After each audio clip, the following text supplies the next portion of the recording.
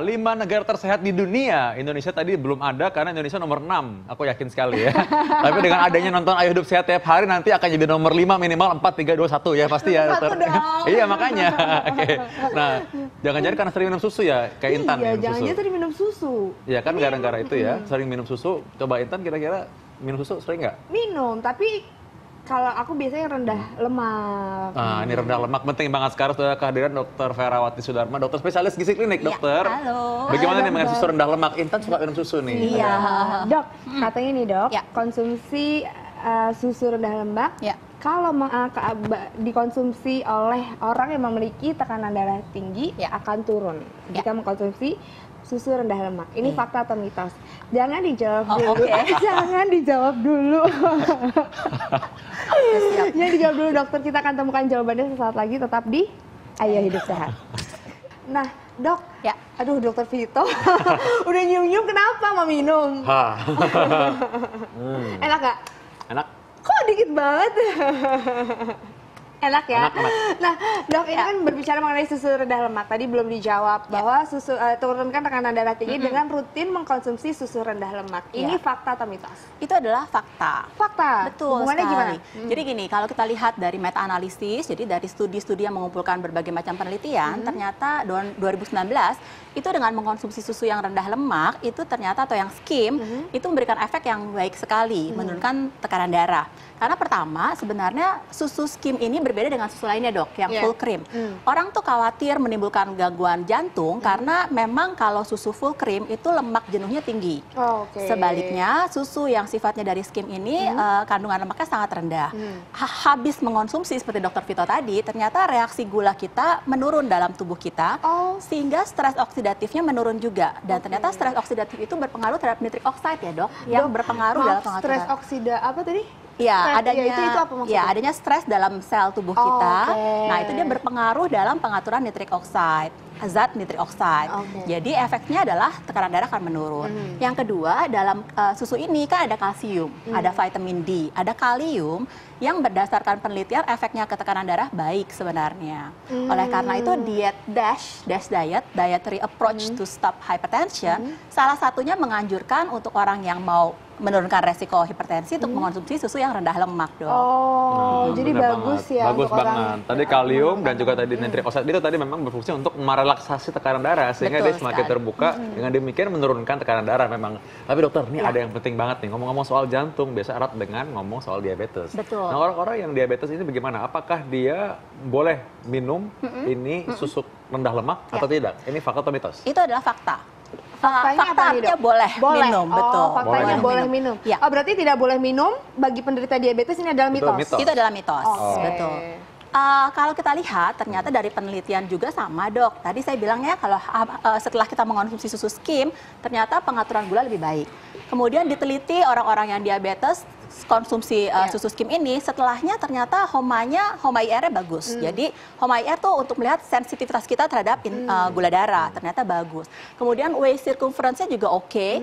Kemudian berat badan juga lebih bagus. Nah itu semua kan berhubungan dengan diabetes ya dok ya. Jadi resikonya diabetes akan berkurang. Oke, nah dok, gitu. kalau dilihat perbedaannya susu rendah lemak dan juga susu full cream, ini warnanya tuh beda ya? Ya, mungkin sebelumnya kita bahas awal dulu ya. Jadi susu itu ada 3 macam nih, Intan. Jadi susu yang pertama adalah susu yang full cream atau susu fresh milk. Ya. Nah, itu paling tinggi kandungan lemaknya. 3-4% ya adalah berasal dari lemak. Oke. Yang kedua adalah susu low fat. Susu low fat itu ternyata mengandung lemak antara 1-2%.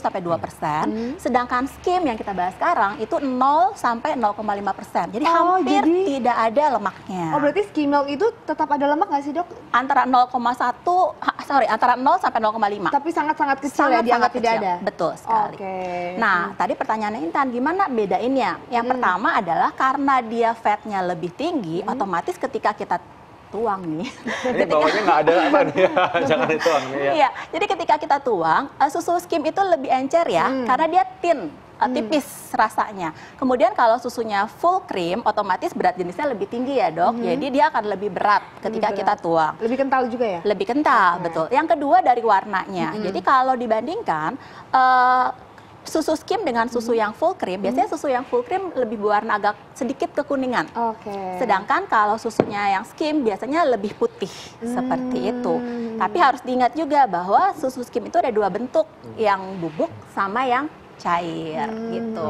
Ini sebenarnya masih ada gulanya nggak sih sebenarnya susu?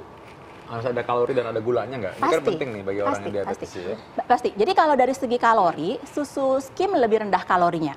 Gula, mostly kebanyakan susu skim itu lebih rendah gulanya, Dok. Tapi harus diingat, beberapa produk yang mengklaim dia rendah lemak ataupun tidak ada lemak, itu supaya rasanya enak ditambahkan gula. Jadi memang dari awal ketika di-pack ada gulanya? Ya, jadi kita tetap kembali harus lihat bahwa berapa sih kandungan gulanya itu. Seharusnya memang tidak, gulanya lebih sedikit, Dok. Kalorinya juga lebih sedikit. Gitu. Normalnya kandungan gula pada susu skim milk yang tanpa tambahan gula misalnya kayak 100 ml itu berapa, Dok? Biasanya satu takar ya. Nah, jadi kalau kayak lihat segini nih kurang lebih 200 ml, itu kurang lebih antara 6 sampai 8 gram. 6 sampai 8 gram gulanya. Betul. Kalau yang susu full cream biasanya antara 10 sampai 12 gram. Nah, ini ada lagi nih, Dok, fakta dan mitos yang beredar. Katanya kalau mengkonsumsi susu skim milk dengan rutin bisa mencegah stroke. Ini fakta atau mitos? Nanti aja, Dok, jawabnya. Dokter udah mau jawabnya, udah tahu kalau nanti jawabannya. Kita akan temukan jawabannya sesaat lagi, tetap di Ayo Hidup Sehat. Jadi ya, negara-negara dengan pengkonsumsi susu tertinggi, lagi-lagi Indonesia di urutan ke-6. 6 ya, pasti 6 ya, pasti 6. Kita harus optimis lah ya, pasti baiknya. Kalau 5 besar pokoknya 6, kalau 10 besar 11 ya. Nah, tadi belum terjawab nih, Dok. Ini katanya kalau rutin mengkonsumsi susu rendah lemak bisa mencegah stroke. Ini fakta atau mitos? Itu adalah fakta dalam artian menurunkan resiko stroke ya. Jadi kita tahu tadi stroke itu kan sebenarnya penyakit pembuluh darah ya, Dok ya. Jadi kalau misalnya kita bahas awal tadi hipertensi resikonya berkurang, kemudian diabetes juga resikonya juga bisa berkurang, kemudian dengan mengonsumsi susu itu ternyata stres oksidatif atau stres dalam tubuh kita juga berkurang, artinya reaksi peradangan berkurang dan itu akan menjaga kesehatan di saraf lebih baik lagi, Dok, gitu. Tapi bukan berarti kalau orang minum susu rendah lemak lalu merokok, diabetes nggak betul sekali. tinggi sama aja. Itu namanya samjuhong ya, sama juga bohong. Bahasa Korea ya. Bahasa Korea. Iya, betul. Nah, sekarang ini anak-anak katanya tidak boleh konsumsi susu rendah lemak. Ini fakta atau mitos? Pertanyaan saya, umur berapa dulu, Dok? Umur berapa anak-anaknya? Karena gini, ini anak-anak saya juga. anak belum nikah. Karena gini, kalau anaknya di bawah umur 2 tahun, mama memang tidak boleh mengonsumsi susu skim, Dok. Karena anak di bawah 2 tahun itu kan masih perlu kalori yang banyak, lemak yang banyak untuk pertumbuhan. Tetapi kalau anaknya sudah di atas 2 tahun dan syarat pertama ternyata status gizinya berlebih atau obesitas, itu bisa diberikan. Karena akan mengurangi resiko dia untuk obesitas kan anaknya kan. Jadi di atas 2 tahun itu oke. Bahkan kalau ada penelitian bilang di atas anak umur 8 tahun diberikan susu skim, ternyata lebih bagus hasilnya dibanding dengan susu full cream. Dalam hal pertama, tinggi badannya lebih bagus, Dok, Intan. Dia bisa catch up, kemudian yang kedua hormon pertumbuhannya juga lebih bagus. Pertambahan tinggi badan karena kalsium ya, kalsium susu skim tuh biasanya lebih tinggi dibanding sama susu yang full cream. Jadi tergantung usia ya. Nah, Dok, setelah saya dengarkan baik-baik dan saya menganalisa, ternyata keren bener ya. Sekali-sekali jadi kayak dokter kan, Dok. Jadi sebenarnya ternyata memang susu rendah lemak ini lebih baik dikonsumsi daripada susu full cream. Betul. Lebih dianjurkan seperti itu. Cuma memang ada kekurangannya. Pertama, lebih baik dalam hal kalori, dalam hal fatnya. Tetapi jeleknya adalah ketika kita mengonsumsi susu yang rendah lemak, biasanya belum puas ya. Kalau dia belum puas terus dia ngemil yang lain ya jelek juga gitu loh, Intan, gitu. Dibanding kelebihannya susu full cream, biasanya ketika setelah mengonsumsi susu full cream akan lebih kenyang. Nah, gitu. nah sekarang mungkin gini nih, jadi sebenarnya kalau misalkan orang yang minum susu full cream, misalnya anak-anak gitu sebenarnya apa-apa atau nggak apa-apa gitu? Kalau di atas 2 tahun boleh deh. Nggak apa-apa sebenarnya Nggak apa-apa, ya? Nah, boleh. jadi kapan seharusnya kita mengkonsumsi susu yang rendah lemak? Ya, pertama untuk orang-orang yang memang ingin menurunkan berat badan. Kemudian yang kedua ingin diabetes misalnya, hipertensi, tapi memang mau mengonsumsi susu. Wanita-wanita yang osteoporosis kan kalsiumnya juga lebih bagus dengan susu skim, itu boleh dianjurkan.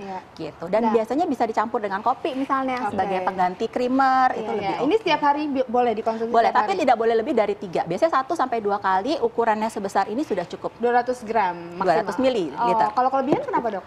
ada efek sampingnya. Jadi kalau kita lihat ada salah satu penelitian 2017 itu bilang ada hubungan dengan Parkinson, penyakit saraf. Jadi itu untuk orang yang mengonsumsi susu skim lebih dari 3 gelas per hari. Oh ya, oke, makanya mesti hati-hati ya. Apalagi kalau minum susu yang full krim banget dan tiap hari 3 kali sehari, itu juga efek sampingnya sangat besar. Ini badan jadi melebar terus gitu ya, jadi besar, jadi gemuk maksudnya. Oke, ngomong-ngomong ini soal susu rendah lemak ini, apakah ini aman untuk penyakit hati? Aduh, penyakit hati yang kayak gimana dulu? Kita akan bahas mengenai penyakit hati ini, lihat liputan berikut ini. Makasih. Thank you.